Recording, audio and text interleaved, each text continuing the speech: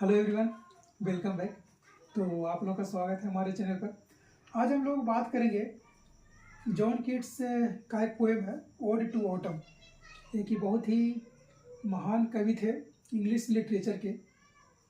सबसे पहले हम इनका एक ब्रीफ इंट्रोडक्शन देखते हैं, संक्षिप्त परिचय देखते हैं, जिसमें से आप लोग को एग्जाम्स में क्वेश्चंस भी पूछे जाते हैं। तो देखिए, odd to autumn.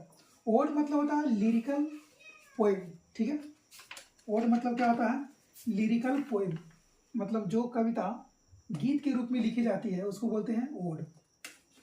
Odd means होता है लिरिकल पोएम। ओड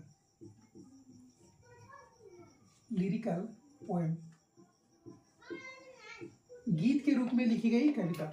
ओड मतलब होता है लिरिकल पोएम, गीत के रूप में लिखी कविता। और ऑटम मतलब होता है शरद ऋतु। इसी को हम लोग बोलते हैं पतझड़। तो जनरली जो पोएट्स होते हैं, कवि होते हैं, वो बसंत ऋतु पर ज़्यादा लिखना पसंद करते हैं, ठीक है। क्योंकि बसंत ऋतु क्या होता है? एक नवजीवन का प्रतीक है, नए जीवन का, क्योंकि नए नए पौधे उगते हैं उस सीजन में, उस ऋतु में। तो जो ऑटम है, जो जॉन कीट्स हैं, एक नए कंसेप्ट के साथ इस कविता को लिखे थे, एक नए विचार के साथ, चूँकि एक यूनिक कंसेप्ट था। जनरली पोएट इस तरह के कंसेप्ट को, इस तरह के टॉपिक को जनरली चूज नहीं करते हैं, चुनते नहीं हैं। इसलिए भी इनको महान कवि कहा जाता है। इसलिए इनके महानता को लेकर जो विलियम वर्ड्सवर्थ थे, वो भी इनके कविता को तारीफ करते थे, इसी महानता के चलते, ठीक है। तो चलिए हम लोग कविता की तरफ देखते हैं। ओड टू ऑटम कह सकते हैं इसको, पतझड़ के गीत, ठीक है। इसको आप याद रखिएगा, ओड टू ऑटम मतलब पतझड़ के गीत।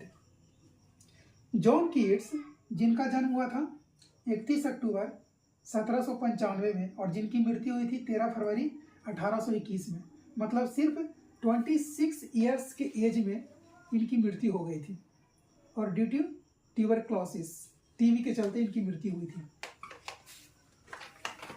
इसको एक साथ हम लोग जान सकते हैं, ओड टू ऑटम मतलब पतझड़ के गीत, ठीक है।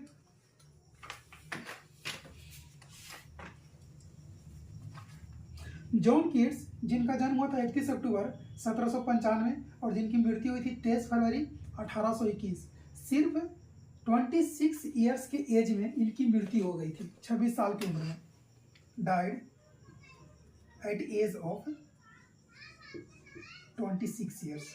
इंग्लिश लिटरेचर के एक बहुत महान कवि रहे। Greatest of English romantic poems. English romantic poems के, अंग्रेजी रोमांचित कविता के एक महान कवि थे।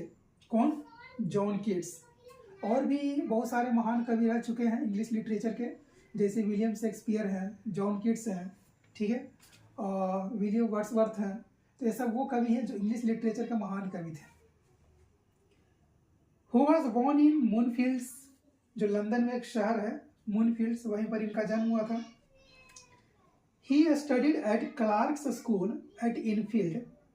इनकी जो पढ़ाई हुई थी क्लार्क्स स्कूल में हुई थी, जो कि एक लंदन में प्राइवेट स्कूल है, ठीक है। Deeply interested in cricket and boxing. इनकी जो रुचि थी किसमें थी? क्रिकेट और बॉक्सिंग में इनकी रुचि थी। क्रिकेट एंड बॉक्सिंग, क्रिकेट और बॉक्सिंग में ये दिलचस्पी रखते थे, खेलते थे और देखते थे, ठीक है। He grew into a voracious reader. Voracious मतलब होता है पेटू। आप लोग साइड बाय साइड इसके वर्ड मीनिंग्स भी लिख सकते हैं। voracious, voracious मतलब होता है पेटू, ठीक है। यहाँ पर voracious reader मतलब होता है पढ़ाकू। यहाँ पर हम लोग voracious reader को पढ़ाकू समझेंगे। voracious reader specially of Greek mythology, Roman पौराणिक कथाओं का एक बहुत पढ़ाकू, मतलब उसमें दिलचस्पी रखते थे, उसको बहुत डीपली अध्ययन करते थे। Voracious reader specially of Greek mythology. He started translation of Virgil's Aeneid. इन्होंने वर्गिल्स के एनीड को ट्रांसलेट करना शुरू किया इंग्लिश में, ठीक है। ये वर्गिल्स एक पोएट थे और एनीड क्या है?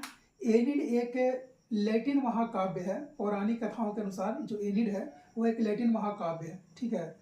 तो उसको उन्होंने इंग्लिश लिटरेचर में, इंग्लिश में लैंग्वेज में ट्रांसलेट करना शुरू किया था। कौन? John Keats. His ambition to become a poet was fired by his first acquaintance with Spenser's Faerie Queene.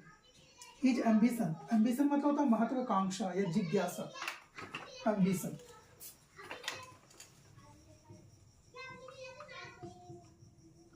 मतलब होता है महत्वाकांक्षा, महत्वाकांक्षा, ठीक है, या जिज्ञासा। अब इनका जो जिज्ञासा था पोएट बनने का, कवि बनने का, ये फायर कैसे हुआ, प्रज्वलित कैसे हुआ उनके अंदर, ये कवि बनने का आग कैसे लगा। His ambition to become a poet was fired, वो फायर कैसे हुआ। वाई हिज फर्स्ट एक्विटेंस, जब इनकी सबसे पहली जान पहचान हुई थी, किससे? With Spenser's Faerie Queene. Spenser's एक एडमंड स्पेंसर एक कवि थे, उनके द्वारा रचित एक कविता था फेरी क्वीन। जब इसको इन्होंने पढ़ा तब इनके अंदर, जॉन कीट्स के अंदर कवि बनने का आग और ज़्यादा प्रज्वलित हुआ, ठीक है। यहाँ पर एक्विटेंस मतलब होता है जान पहचान या किसी चीज़ से परिचय होना। अब यहाँ पर परिचय मतलब उस चीज़ को पढ़े, उस चीज़ को समझे, उसका अध्ययन किए फेरी क्वीन को, तो इनको समझ में आया कि हमको भी कवि बनना चाहिए। उससे वो ज़्यादा प्रभावित हुए। जैसे आप लोग भी किसी चीज़ को देखते होंगे या किसी का बायोग्राफी पढ़ते होंगे तो उससे इतना प्रभावित होते हो कि हम भी उनके जैसा बने। जैसे आप लोग शाहरुख खान को देखते होंगे मूवीज़ में तो आपको भी लगता होगा कि हम भी शाहरुख खान बन जाए, ठीक है। या आप लोग जब डॉक्टर APJ अब्दुल कलाम के बारे में पढ़ते होंगे तो आपको भी लगता हो काश मैं भी मिसाइल मैन ऑफ इंडिया बन जाऊं या उनके जैसा कुछ मैं भी करूं अपनी लाइफ में। तो उसी तरह से इनके अंदर भी जो इनका महत्वाकांक्षा था वो और ज़्यादा प्रज्वलित हुआ जब इन्होंने एडमंड स्पेंसर्स को पढ़ा। जो फेरी क्वीन है एक ऐतिहासिक रचना है, हिस्टोरिकल पीस है। जब इसको इन्होंने पढ़ा तो इनके अंदर जो और महत्वाकांक्षा था और ज़्यादा जागरूक हुआ और ज़्यादा जागा, ठीक है। हिज फर्स्ट पोएम, इनकी जो सबसे पहली कविता थी, lines in imitation of Spencer. चूंकि ये स्पेंसर से बहुत ज़्यादा प्रभावित है इसलिए इनकी जो सबसे पहली कविता थी उसका नाम था lines in imitation of Spencer, was published in 1814। Lines in imitation of Spencer इनकी जो सबसे पहली कविता थी जिसको पब्लिश किया गया था 1814 में। Lines in imitation of Spencer, जिसको कब पब्लिश किया था? 1814 में, 1814 में इसको पब्लिश किया गया था। Was published in 1814 his first volume of poetry। इनकी जो सबसे पहला काव्य संग्रह था, कविताओं का संग्रह था, नेम्ड इंटाइटल्ड पोएम्स। इनका जो सबसे पहला वॉल्यूम ऑफ पोइट्री था, काव्य संग्रह था, जिसका नाम दिया गया पोएम्स, वाज पब्लिश्ड इन 1817। जो वॉल्यूम ऑफ पोएट्स था, वॉल्यूम ऑफ पोइट्री था, वॉल्यूम ऑफ पोइट्री, काव्य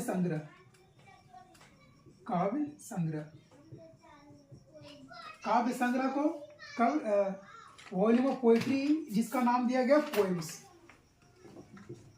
पोएम्स, ये कब पब्लिश किया गया था? 1817 में। इसके 3 साल बाद volume of poetry entitled poems was published in 1817, जिसको 1817 में पब्लिश किया गया था।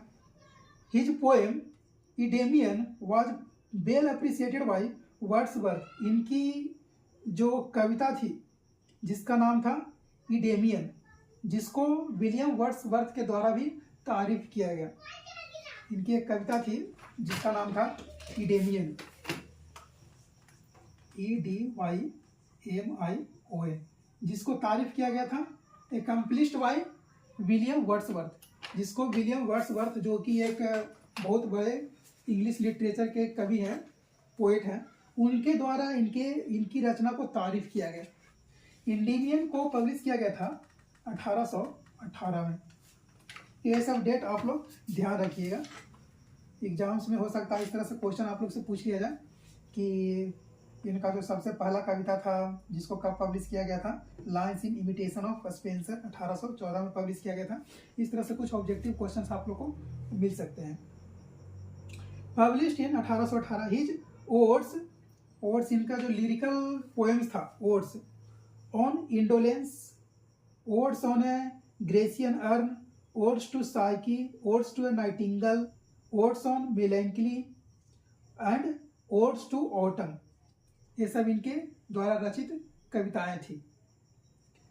Made him great romantic poem of English literature, ये सब कविताओं के आधार पर एक इंग्लिश साहित्य के, इंग्लिश लिटरेचर के एक बहुत महान कवि बन गए ये सब रचना करके। रोमांटिक पोएम, रोमांचित कविता लिखने वाले, रोमानिया कविता लिखने वाले एक बहुत महान कवि बन गई है जॉन कीट्स, ये सब कविताओं के आधार पर। सो डिड लेमिया हाइपेरियन, इसी तरह से और भी कविताएं लिखी जैसे लेमिया है, हाइपेरियन है। ही डाइड ऑफ ट्यूबरक्लोसिस इन 1821, इनकी मृत्यु टीबी से 1821 ईस्वी में हुई थी। He died of tuberculosis at age of 26, सिर्फ 26 वर्ष के आयु में ये मर गए। But within his short span of life, लेकिन इसी छोटी अवधि में, during this short span of life, he was able to achieve greatness, इन्होंने महानता को हासिल किया। During this short span of life he achieved his greatness, इन्होंने महानता को हासिल किया। हिज पोएम्स, इनके द्वारा जो रचित कविताएं थी, एंड लेटर्स, और जो पत्र लिखे गए थे, have depth beneath there beauty and reflects his awareness, उसमें एक गहराई था। इनके द्वारा जो रचित कविताएं थी और जो लेटर्स थे, जो पत्र लिखे थे, इसमें एक बहुत गहरा सोच झलकता था इनका। डेप्थ बीनीथ देयर ब्यूटी, सुंदरता, गहराई झलकता था, एंड रिफ्लेक्ट्स हिज अवेयरनेस, और इनका जागरूकता झलकता था, रिफ्लेक्ट करता था इनके कविताओं के माध्यम से, इनके लेटर्स के माध्यम से। Of the pains and suffering of life, जो जीवन का कष्ट होता है, जीवन का दर्द होता है, इनके कविताओं के माध्यम से झलकता था, उसमें गहराई नजर आता था। इतने अच्छे कविता करते थे ये John Keats. To him a thing of beauty is joy for ever, इनके अनुसार एक सुंदर वस्तु हमेशा के लिए आनंद का स्रोत होती है। ठीक है, ये एक फ्रेज है, इसको आप लोग याद रखिएगा। A thing of beauty is joy for ever, एक सुंदर वस्तु हमेशा आनंद का स्रोत होती है। A thing of beauty is joy for ever.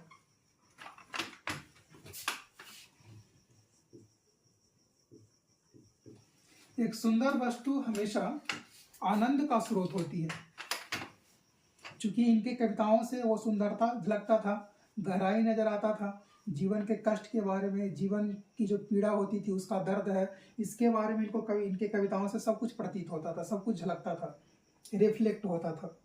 Sufferings of life, to him a thing of beauty is joy for ever, इनके अनुसार एक सुंदर वस्तु हमेशा के लिए आनंद का स्रोत होती है। एंड ब्यूटी इज ट्रूथ, और सत्य ही सुंदर है। ट्रूथ ब्यूटी, और सुंदर ही सत्य है। Beauty is truth and truth beauty, सत्य ही सुंदर है और सुंदर ही सत्य है। In the poem ode to autumn, इस कविता में जो हम लोग यहाँ पढ़ने वाले, ode to autumn, Keats describes the beauty and characteristics spirit of autumn. जो जॉन कीट्स हैं, यहाँ पर क्या चीज का वर्णन किए हैं इस कविता में? कीट्स डिस्क्राइब्स, यहाँ पर वर्णन किए हैं, डिस्क्राइब मतलब वर्णन करना, द ब्यूटी एंड कैरेक्टरिस्टिक्स, सुंदरता को, कैरेक्टरिस्टिक्स को, विशेषताओं को, स्पिरिट ऑफ ऑटम, जो पतझड़ है उसकी भावनाओं को वर्णन किए हैं इस कविता के माध्यम से, ओड टू ऑटम में। In a series of memorable picture, एक यादगार तस्वीर के श्रृंखला के माध्यम से, उसके सीरीज के माध्यम से इस कविता में ये डिस्क्राइब किए हैं beauty and characteristics of autumn, पतझड़ के सुंदरता को, उसकी विशेषता को डिस्क्राइब किए हैं इस कविता में। In a series of memorable picture exhibiting the principle of beauty in nature, ये प्रदर्शित किए हैं कि principle of beauty in nature, जो प्राकृतिक में सौंदर्य का सिद्धांत है। Principle of beauty in nature, प्राकृतिक में, इस नेचर में जो सौंदर्य का, ब्यूटी का सिद्धांत है, इसको यहाँ पर एग्जिबिट किए हैं, प्रदर्शित किए हैं जॉन कीट्स। ठीक है, तो चलिए हम लोग कविता के बढ़ते हैं। होप कि आप लोग को यहाँ पर जो इनका इंट्रोडक्शन था, इनका परिचय था, समझ में आया होगा आप लोग को। तो चलिए हम लोग कविता की तरफ बढ़ते हैं। इस कविता में टोटल 3 स्टांजा है, कि जो हम लोग कविता पढ़ेंगे इसमें 3 स्टांजा है। स्टांजा 1, 2, 3, और प्रत्येक स्टांजा में 11 लाइन्स है। 11 लाइन्स, 11, ठीक है। टोटल मेरे पास 33 लाइन्स हैं। इस टोटल कविता में हम लोग 33 लाइन्स पढ़ने वाले हैं। ठीक है, और एक बहुत ही खूबसूरत कविता है। आप लोग इस कविता को अगर एक बार ध्यान से पढ़िएगा और ध्यान से समझिएगा तो आपको इस कविता से प्यार हो जाएगा। ठीक है, बशर्ते कि इसको आप लोग को ध्यान से सुनना है और आप लोग किताब निकाल लीजिए, है ना। तो चलिए हम लोग कविता की तरफ बढ़ते हैं, पहले स्टांजा की तरफ बढ़ते हैं। यहाँ पर साइड बाय साइड आप लोग को डिफिकल्ट वर्डिंग्स यहाँ पर देखने के लिए मिलेंगे, और चूंकि आप देख रहे हैं इसका एक भी लाइन आपको शुरुआत में समझ में नहीं आएगा। कविता पढ़ के देखिएगा। Season of mist and mellow fruitfulness, close bosom friends of maturing sun, पता नहीं क्या लिखा हुआ है, कुछ समझ में, कुछ पल्ले नहीं पड़ रहा है ना। लेकिन आखिरी में आते आते, पूरा चैप्टर कंप्लीट होते होते आपको लाइन बाय लाइन, एक एक लाइन का मतलब समझ में आएगा बहुत ही बेहतरीन तरीके से। तो चलिए हम लोग ध्यान से सुनते हैं, इसको समझते हैं। जो पहला स्टांजा है, स्टांजा 1 जो है, इसमें कवि जॉन कीट्स ऑटम को वेलकम कर रहे हैं, स्वागत कर रहे हैं। ठीक है, कि जब ऑटम सीजन आता है तो उसमें क्या क्या होती है, नेचर में क्या क्या परिवर्तन होते हैं, पेड़ पौधे किस प्रकार खिलते हैं, फूलते हैं, फलते हैं, है ना। इसके बारे में इन्होंने यहाँ पर वर्णन किया, एक्सप्लेन किया है, डिपिक्ट किया है।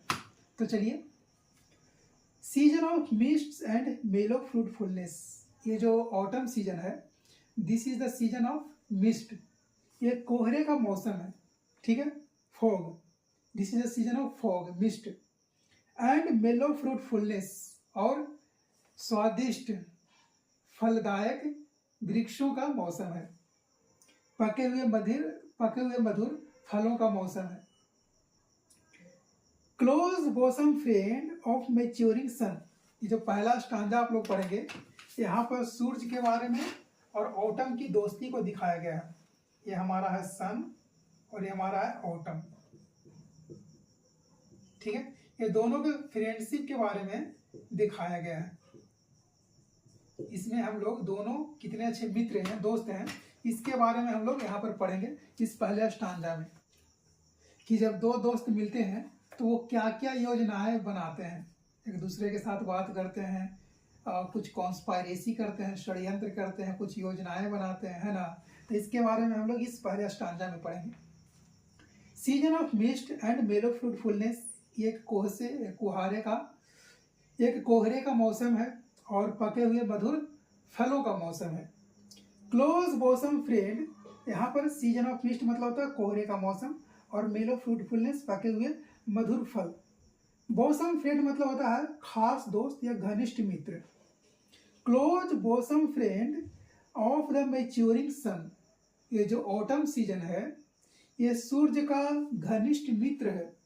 मैच्योरिंग सन, मैच्योरिंग मतलब जो परिपक्व सूर्य होता है।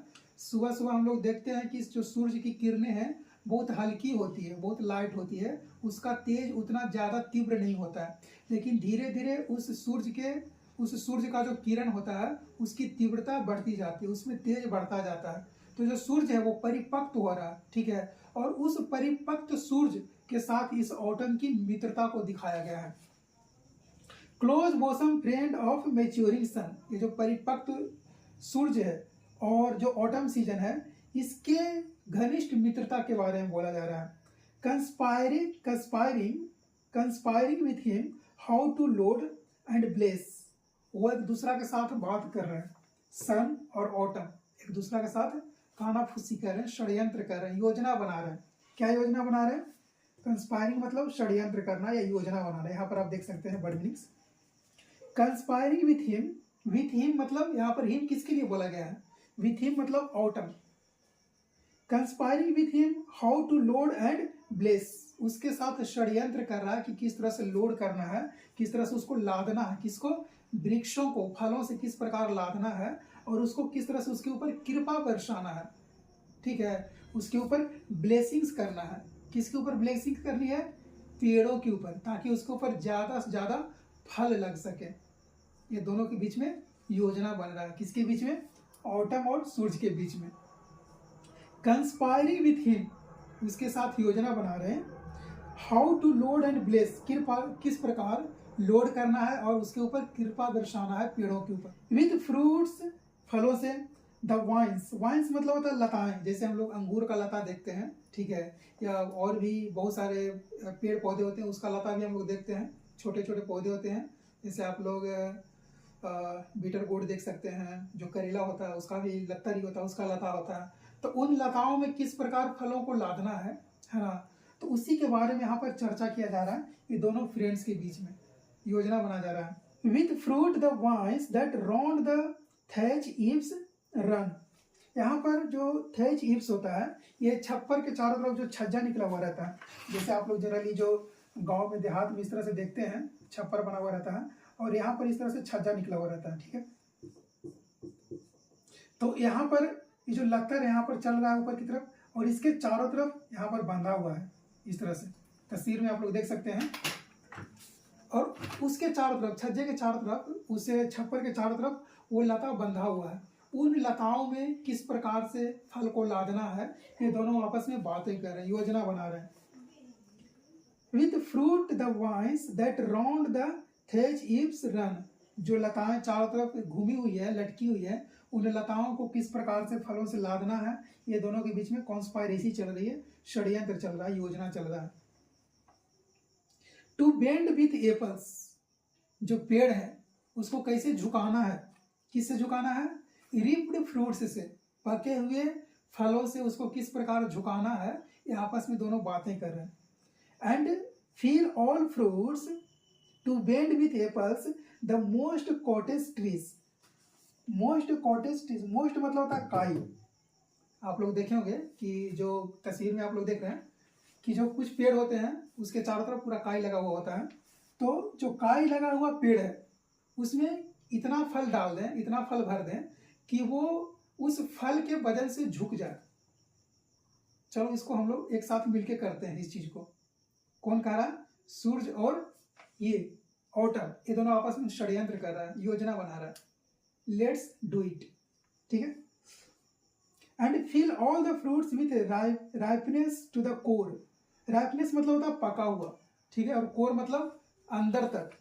तो हम लोग क्या करते हैं, हम दोनों मिलके, सूरज और ये ऑटम, हम दोनों मिलके क्या करते हैं कि फ्रूट्स को उसके कोर तक पका देते हैं, उसके अंदर तक पका देते हैं। ठीक है। टू स्वेल द गोड, गोड मतलब होता है पंपकिन, जिसको हम लोग कद्दू कहते हैं। टू स्वेल, स्वेल मतलब फुलाना, है ना। हम लोग क्या करते हैं, ऐसा करते हैं ना कि जो पंपकिन है उसको फुला देते हैं, उसमें फल भर देते हैं, उसके अंदर बहुत सारा फल भर देते हैं। To swell the gourd and plump the hazel shell, plump मतलब होता है भरा हुआ, ठीक है। जो पंपकिन है, गोड है, जो फ्रूट्स है, उसको उसके अंदर क्या भर देते हैं? फ्रूट्स भर देते हैं, फल भर देते हैं। To swell the gourd and plump the hazel shell, hazel अखरोट की तरह एक फल होता है ना, आप तस्वीर में देख रहे हैं, इस तरह से एक फल होता है अखरोट की तरह, उसको बोलते हैं हेजल शेल बोलते हैं, हेजल बोलते हैं। तो उसके कोर तक उसके बीजों को भी पका देते हैं, हेजल शेल के बीजों को पका देते हैं, ताकि उसके अंदर मिठास भर जाए, वो मीठा हो जाए। Plump the hazel shell with sweet kernel, kernel मतलब होता है सीड, बीज, बीज, ठीक है, कर्नेल या कोर। टू सेट बडिंग मोर, हम लोग एक काम और करते हैं। ये जो ऑटम है सूर्य से करा मित्र, हम लोग एक काम और करते हैं। क्या करते हैं? टू सेट बडिंग मोर, हम लोग ज्यादा से ज्यादा कलियां खिलाते हैं। एंड स्टिल मोर, और ज्यादा खिलाएंगे कलियों को, ठीक है। लेटर फ्लावर्स फॉर द बीज, और वो जो कली होगी फिर बाद में फूल बन जाएगी। किसके लिए? बीज के लिए, है ना, मधुमक्खियों के लिए। वो जो कली है वो फूल खिल जाएगी, फूलों में तब्दील हो जाएगी। Until they think warm days will never cease, until they think, जब तक वो मधुमक्खी सोचेंगे कि ये वार्म डेज है, गर्म दिन है, कभी नहीं खत्म होंगे। सीज मतलब समाप्त होना या खत्म होना, सीज्ड समाप्त, ठीक है। जब तक वो मधुमक्खियां सोचेगी कि ये गर्म दिन कभी नहीं खत्म होंगे, उससे पहले उसके हनी कॉम्ब को, उसके सेल्स को क्या करेंगे हम? शहद से भर देंगे, लबालब कर देंगे, ठीक है। इतना शहद भर देंगे कि उसमें शहद चूना शुरू हो जाएगा, टपकना शुरू हो जाएगा। हम लोग आपस में मिलकर इस तरह से करना शुरू करते हैं। Until they think warm days will never cease, जब तक वो ये सोचेंगे, मधुमक्खी सोचेंगे कि जो वार्म डेज है, गर्म दिन है, वो कभी नहीं समाप्त हो, उससे पहले ही क्या करेंगे? उसके हनी कॉम्ब को और उसके क्लेमी सेल्स को, क्लेमी सेल्स मतलब चिपचिपी कोशिकाएं, क्लेमी सेल्स, क्लेमी सेल्स, चिपचिपी कोशिकाएं, चिपचिपी कोशिकाएं, ठीक है, क्लेमी सेल्स। उसके इस चिपचिपी कोशिकाओं को इतना लबालब भर देंगे शहद से कि उसमें से टपकना शुरू हो जाएगा, ठीक है। And still more later flowers for the bees until they think warm days will never cease, जब तक वो सोचेंगे कि ये वार्म डेज कभी खत्म नहीं होंगे, उससे पहले ही हम लोग क्या करेंगे? For the summer has over brimmed, over brimmed मतलब होता है पूरी तरह से भर देना, ओवर ब्रिम्ड, ओवर ब्रिम्ड, पूरी तरह से भर जाना, पूरी तरह से भर जाना, ठीक है। जब तक वो मधुमक्खियां सोचेगी कि ये गर्म दिन कभी खत्म ना हो, उससे ही पहले ही क्या करेंगे? उसके चिपचिपी कोशिकाओं को हम क्या करेंगे? शहद से भर देंगे, और इतने ज्यादा भर देंगे कि उसमें से शहद टपकना शुरू हो जाएगा। हम लोग आपस में क्या करें? कॉन्स्पायरेसी करें। ये पैराग्राफ अच्छे से समझ में आप लोग को। देखिए यहाँ पर क्या है कि जो ऑटम है और सन है आपस में अच्छे फ्रेंड्स हैं, ठीक है, बोसम फ्रेंड है, और दोनों आपस में बातें कर रहे हैं कि एक काम करते हैं, जितने भी पेड़ है, जो काई से लगे हुए पेड़ है, उन सारे पेड़ों को फलों से भर देते हैं, और इतने ज़्यादा भर देंगे कि वो बेंड होना शुरू हो जाए, लपना शुरू हो जाए, झुकना शुरू हो जाए, ठीक है। फिर क्या करते हैं कि जो फल है उन फलों को उसके सतह तक, उसके कोर तक हम मिठास भर दें, है ना, ताकि जो लोग सोच रहे हैं कि ये पतझड़ है, ये पतझड़ है, ऑटम है, ये एक शोक का मौसम है, ऐसा ना सोचें। हम लोग इस तरह से आपस में कुछ ऐसा करें कि जो तुम सीजन हो, पतझड़ सीजन हो, इसके बारे में लोगों की ओपिनियन बदल जाए, है ना। क्योंकि लोग किसके बारे में तारीफ करते हैं? स्प्रिंग सीजन के बारे में तारीफ करते हैं, है ना। हम ऐसा कुछ करते हैं ना कि लोग तुम्हारी भी तारीफ करना शुरू कर दें, तुम्हारा भी स्वागत करना शुरू कर दें। जिस प्रकार हम लोग बसंत का स्वागत करते हैं, वैसे ही लोग ऑटम का स्वागत करना शुरू कर दें, शरद ऋतु का स्वागत करना शुरू कर दें। हम लोग कुछ ऐसा प्लानिंग करते हैं, ठीक है। पहला पैराग्राफ समझ में आया अच्छे से। चलिए दूसरा पैराग्राफ समझते हैं हम लोग। जो सेकेंड स्टांजा है, यहाँ पर जॉन केट्स ऑटम को एक लेडी से कंपेयर करते हैं, अन्न की देवी से, ठीक है। जो अन्नदाता होते हैं ना, उस देवी से कंपेयर करते हैं, उस महिला से कंपेयर करते हैं इस सेकेंड स्टांजा में, ठीक है। तो चलिए देखते हैं। Who hath not win the oft एमिड Dai store. यहाँ पर देखिए जो कुछ एंशियंट वर्ड्स हैं, जैसे हैथ है, हैज को हैथ यूज करते थे, दी को यू यूज करते थे, ऑफ्ट को ऑफन यूज करते थे, इस तरह से। अब देखिए, who has not seen you often एमिड the store. Who has not seen you, तुमको किसने नहीं देखा है? जो अन्न की देवी है, जो महिला है, तुमको किसने नहीं देखा है? ऑफ्ट एमिड द स्टोर, जो तुम अनाज के ढेर के बीच में बैठी हुई रहती हो, एमिड मतलब के बीच में, उसके बीच में तुम बैठी हुई रहती हो, तुमको किसने नहीं देखा है? तुमको हर किसी ने देखा है, ठीक है। Sometimes whoever seeks abroad may find, sometimes कभी कभी, whoever seeks जो भी तुमको खोजता है, whoever seeks may find तुमको कहाँ पाता है? Thee sitting careless on granary floor, तुम बेपरवाह होकर जो अन्न के ढेर के बीच में बैठी हुई रहती हो, तुमको वही लोग पाते हैं। समटाइम्स कभी कभी, whoever seeks जो भी तुमको ढूंढता है, जो भी तुमको खोजता है, अब्रोड में फाइंड जो गांव में तुमको खोजता है, वो तुमको कहाँ पाता है? दी सिटिंग केयरलेस, तुम बेपरवाह होकर बैठी हुई रहती हो, ऑन ए ग्रेनरी फ्लोर, उस अन्न भंडार में, ठीक है, जहाँ अन्न का भंडार है, जहाँ पर ग्रेन्स का स्टोर है, उस ग्रेन्स के स्टोर में तुम केयरलेस बैठी हुई रहती हो। यहाँ पर ऑटम को किससे कंपेयर किया जा रहा है? ऑटम को यहाँ पर कंपेयर किया जा रहा है उस लेडी से जो उस अन्न के भंडार में बैठी हुई है, बेपरवाह होकर, निश्चिंत होकर बैठी हुई है। Thee sitting careless on a granary floor, thy hair soft lifted by the winnowing wind, जो विनोविंग विंड होता है, जो हम लोग ओसौनी करते हैं गांव में, जब ओसौनी करते हैं तो क्या होता है, आप तस्वीर में देख रहे हैं, ओसौनी करते हैं तो क्या होता है, जो उसका छिलका है, हवा के ब्लो से, हवा के प्रभाव से वो छिलका आगे चल जाता है और जो ग्रेन्स है, वो दाना है, वो नीचे रह जाता है। तो उस हवा के प्रभाव से, उस हवा के बहाव से तुम्हारे जुल्फ उड़ रहे हैं ऊपर की तरफ, तुम्हारे बाल ऊपर की तरफ उड़ रहे हैं। किससे उड़ रहे हैं? इस विनोविंग विंड से उड़ रहे हैं। जो तुम ओसौनी कर रही है ना, उससे जो छिलका है वो तो दूर जा ही रहा है, और उसके साथ साथ तुम्हारे जो बाल हैं वो भी ऊपर उड़ रहे हैं, ठीक है। सॉफ्ट लिफ्टेड मतलब कोमलता से उठ रहे हैं, कोमलता से ऊपर की तरफ ब्लो कर रहे हैं, उड़ रहे हैं। Thy hair soft lifted by the winnowing wind or on a half rift furrow sound asleep. Half rift मतलब आधी कटी हुई फसलें, जो तुम आधे फसलों को काटी और आधे फसलों को छोड़ दी है, और बीच में ही तुम उन फ्यूरों के बीच में, फरों के बीच में सो गई हो। फरों किसको बोलते हैं? आप देख सकते हैं, जो क्यारियां होती हैं खेतों में बनी हुई, इस तरह से क्यारियां होती हैं, उन क्यारियों के बीच में तुम सो गई हो, ठीक है। तुमको किसने नहीं देखा है? हर कोई तुमको देख रहा है ना। जो तुम उन क्यारियों के बीच में सो गई हो, काटते काटते उन आधी अधूरी फसलों को काट कर तुम बीच में ही सो गई हो, उन क्यारियों में तुम नींद में डूबी हुई हो, तुमको किसने नहीं देखा है? तुमको हर किसी ने देखा है वहां पर सोते हुए।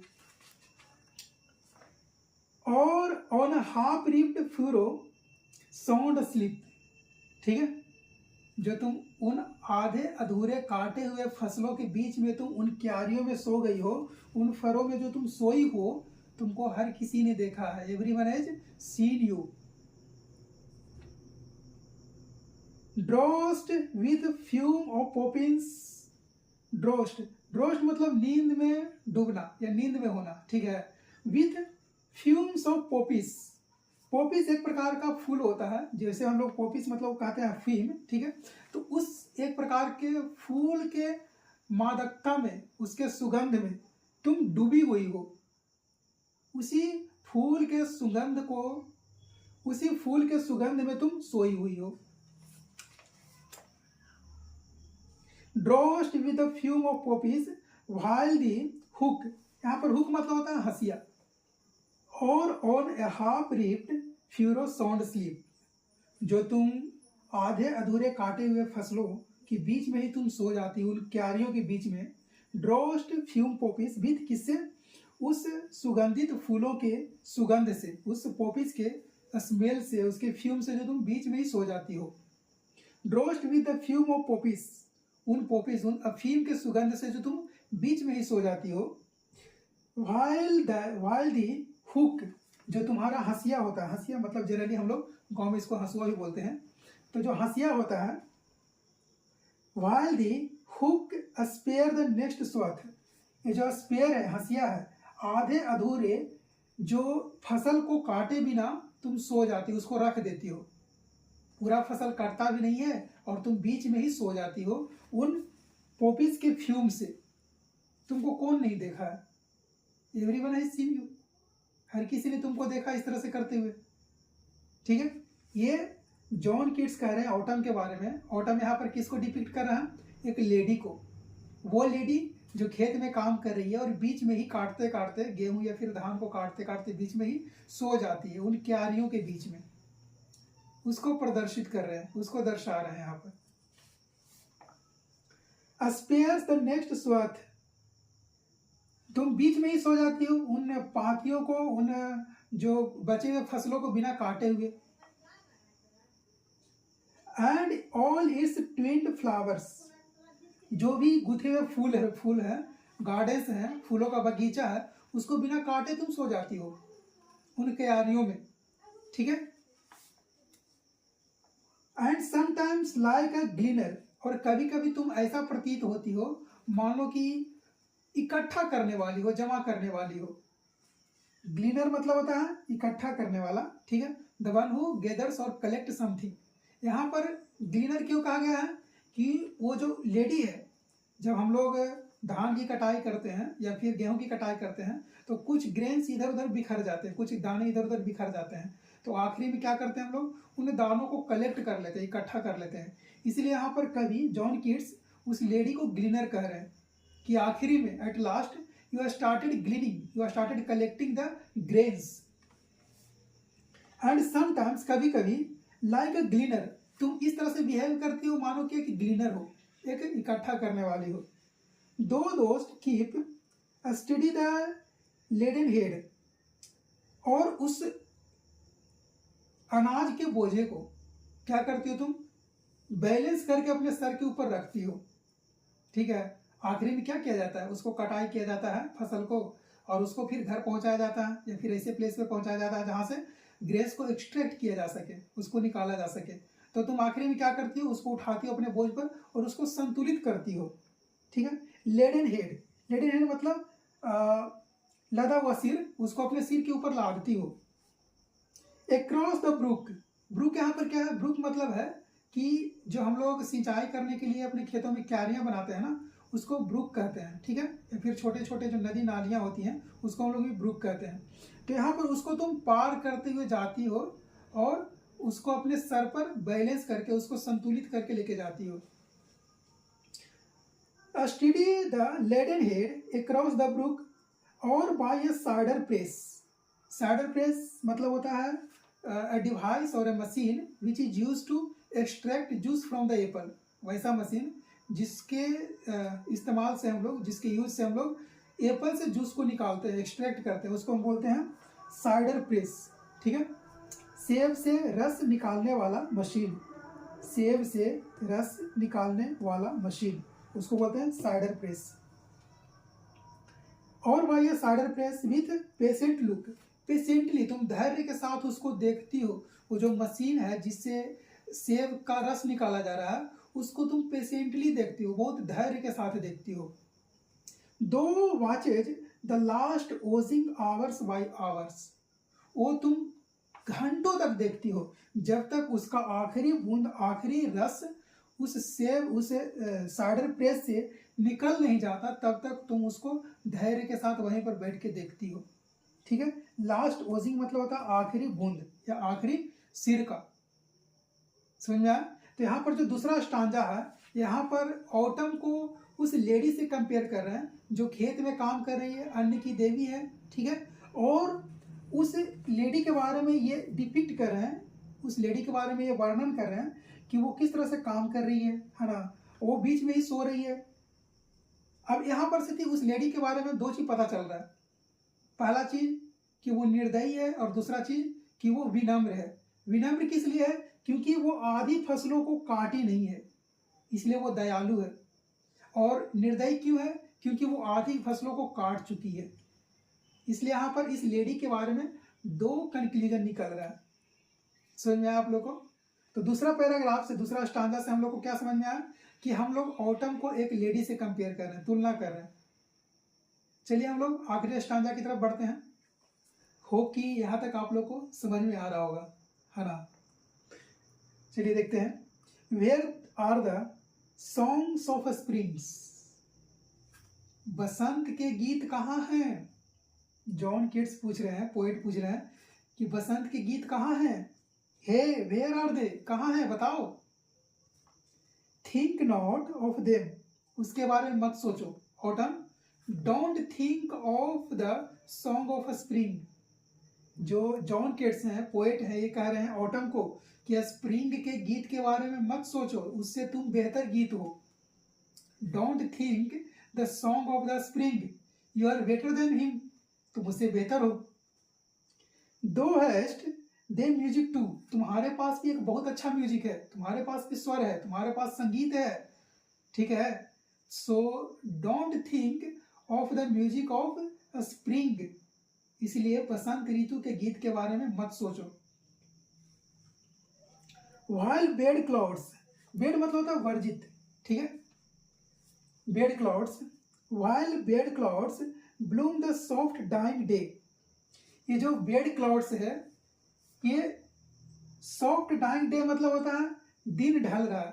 दिन ढल रहा है इसका मतलब शाम का वक्त आ रहा है ना। और जो शाम का वक्त आता है उस समय सूरज के प्रकाश, उसकी रोशनी में बादल अच्छे लगते हैं देखने में, गुलाबी लगते हैं देखने में, सुंदर लगते हैं देखने में।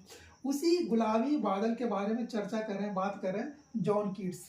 जो खिला हुआ बादल है, जो ब्लूम्ड स्काई है, उसके बारे में बात किया जा रहा है। व्हाइल बेड क्लाउड्स, ये जो वर्जित बादल है, ठीक है, बिखरे हुए बादल हैं, bloom the soft dying day, ये खिल रहे हैं। जैसे जैसे शाम ढल रही है, जैसे जैसे दिन ढल रहा है, शाम आ रही है, वैसे वैसे ये बादल खिल रहे हैं। And touched the stubble plains with rosy hue, touch, touch मतलब होता है छूना। स्टेबल प्लेन्स, आप लोग देखे होंगे कि जब गेहूं या फिर धान की कटाई हो जाती है तो कुछ उसका नीचे का जो पोर्शन होता है, उसके नीचे का जो हिस्सा होता है जमीन में लगा हुआ रहता है, उसी को बोलते हैं स्टबल, ठीक है। उसी को क्या बोलते हैं? खूंटी बोलते हैं या स्टबल बोलते हैं। तो स्टबल प्लेस जो मैदान है उसमें अभी भी कुछ खूंटी है और उस सनलाइट, वो प्रकाश है, वो उसके ऊपर टच हो रहा है, उसके सतह के ऊपर पड़ रहा है और उससे क्या हो रहा है? गुलाबी रंग खिल रहा है, ठीक है। ये कितना मनमोहक दृश्य है कि नहीं है? तो दोबारा सुनिएगा इसको। While barred clouds bloom the soft dying day, जो दिन ढलते के समय, दिन जिस प्रकार दिन ढल रहा है और उस समय सूर्य का प्रकाश इस बादल को खिला रहा है, और क्या हो रहा है?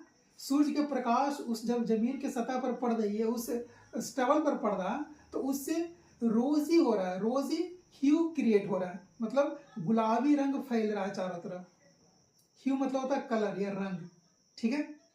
तो वो जो सनलाइट है, उस सूर्य का प्रकाश जब जमीन के सतह पर पड़ रहा है, उस स्टेबल प्लेस पर पड़ रहा है, तो गुलाबी रंग हो रहा है, गुलाबी रंग चारों तरफ रिफ्लेक्ट कर रहा है।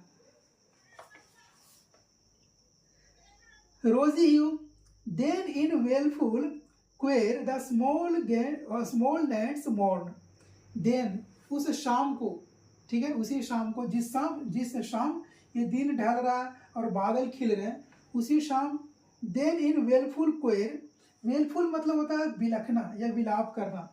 कुछ इंसेक्ट्स विलाप कर रहे हैं। विलाप मतलब जिस तरह से इंसेक्ट का आवाज होता है ना, जैसे आपके चारों तरफ मच्छर है या फिर मक्खी है, इस तरह से आवाज करते हैं,